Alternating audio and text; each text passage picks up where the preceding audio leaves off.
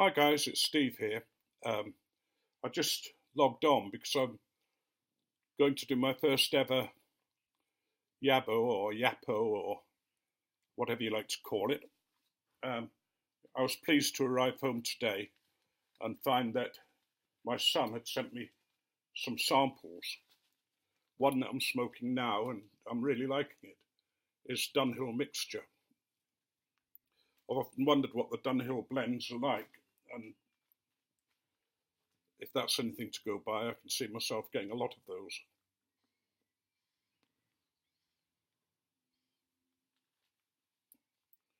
And then he sent me some Mac Baron Classic Flake,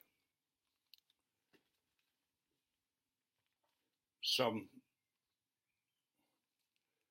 Gorwith and Hogarth Bob's Chocolate, some German's Plum Cake, looking forward to eating that, and some Dunhill early Morning.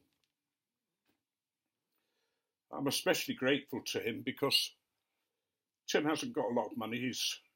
He's not working, and I know how much he struggles and how much he thinks of other people, especially his dear old dad. But I'm going to send him some of my stuff as soon as I can get some bags to put it in and get it posted. I've really sort of subscribed to a lot of you, and a lot of you who I've seen, and I sort of am amazed by the differences in videos. Some of you are great at smoking and at being able to describe a tobacco and all the various tastes you can get out of it. Some of you with pipes and your descriptions of those, and others on general smoking stuff altogether. And then there's the sort of more spiritual side of smoking, which I think we all become aware of to some extent, that one of the great blessings of having a pipe is to be there, pipe in mouth, gently smoking away. And if we're outside, passing time with the world, and if we're inside, just allowing our minds to go over the day or over the things that we are thinking about. And I'm especially grateful to people like Joshua in the Woods for his input. And there's several others of you which I forget names. I'm very bad at names. But I haven't really decided where I'm going.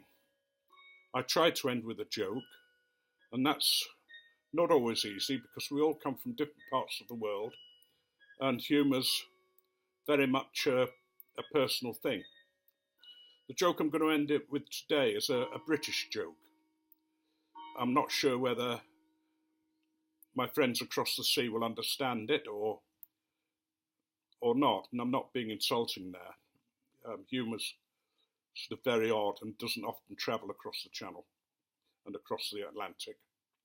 Indeed, it has trouble travelling different parts of the country because some humour is very, very strictly a particular area. Yorkshire, for instance, there's a little rhyme which is, I'm down here in coil oil where rent man can't find us. We're down here in coil oil amongst the cinders, or something like that, which, you know, when you couldn't pay your rent, you had to hide in the coal cellar. And Yorkshire has oil, meaning hole, and grease, meaning oil. You know, so it can get confusing. But the joke I'm going to tell is about a poor lad who went to Chester Zoo. And he'd got a job there.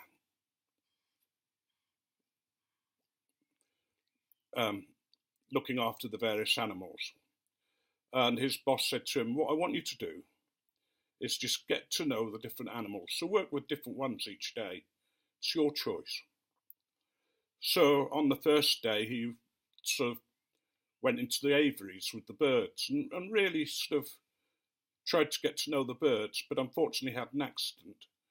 He killed the finches. What had happened is the light had dropped down and fell on the finches and they died.